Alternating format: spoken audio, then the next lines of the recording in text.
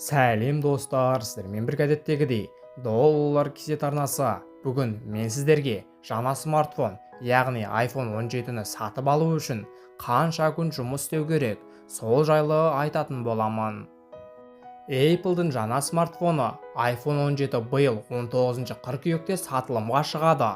Жаңа гаджеттің бағасы әлемде ғана емес, Қазақстанда қызу талқыланып жатыр.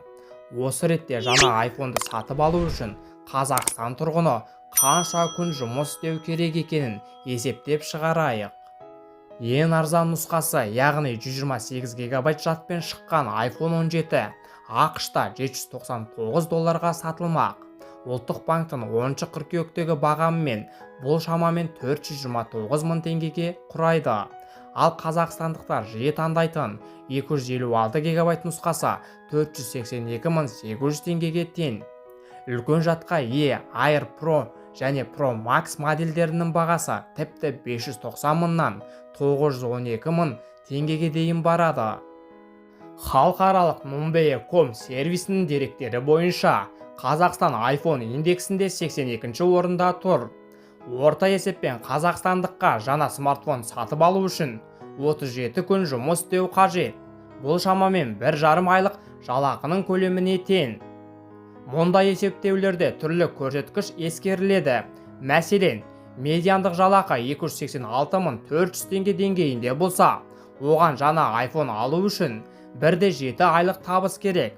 Ал номиналды жалақы 448.600 теңгені құрайды. Мұндай жағдайда құрылғыны сатып алу үшін 24 жұмыс күні жеткілікті. Дегенмен бұл ресми статистика ғана. Нақты өмірде қазақстандықтардың басым бөлігі мұндай табыс таппайды. Өйткені елдегі ең жиі кездесетін модальды жалақы бар болғаны 97.600 теңге.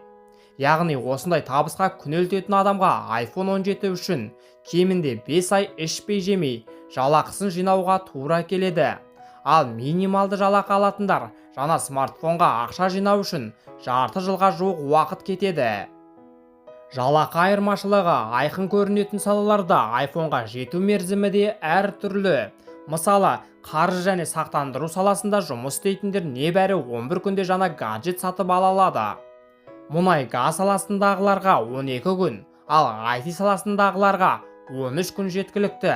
Ал өнер саласының өкілдері iPhone-ға қол жеткізу үшін 35 күн.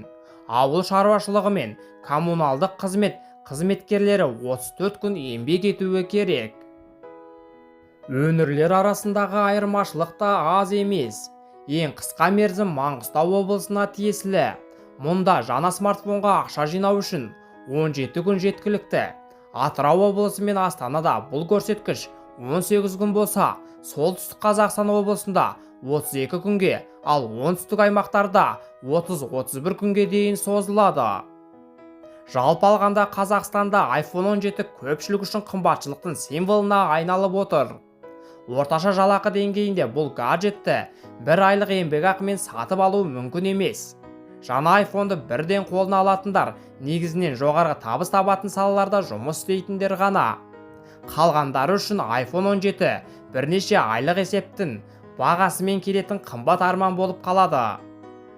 Осы орайда сіздерге айтпағым, iPhone-ды не болмаса басқа да қымбат заттарды сатып алмас бұрын жақсылап ойланғандарыңыз абзал дер едім.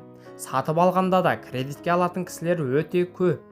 Әрине шамаларыңыз келсе алған дұрыс, бірақ сол iPhone-ның жасайтын дүниесін басқа да арзанырақ смартфондар жасайды. Бұл жерде бағасы әлде қайда төмен және сізде біраз ақша қалтаңызда қалады. Ол ақшамен пассивті кіріс жасауға тырысыңыздар. Мысалға, депозит, акция, облигация сатып алсаңыздар, 4-5 жылда біраз ақшаларыңызды ұлғайтып аласыздар. iPhone алғанша Apple'дың акциясын сатып алған әлде қайда тиімдірек. Әрине бұл менің өз ойым. Қаржылай сауатты болайық. Достар, осымен видеомыз өз мәресіне жетті. Сіздерге пайдалы ақпаратты бере алдым деп ойлаймын. Менің арнамнан басқа да пайдалы ақпараттарды көре аласыздар. Сіздермен бірге болған доллар кесет арнасы. Видео ұнаса, сіздерге пайдалы болса, арнаға тіркеліп, лайк басып мені қолдап қойыңыздар. Әр қазақ бай қуатты болсын. келесі кездескенше.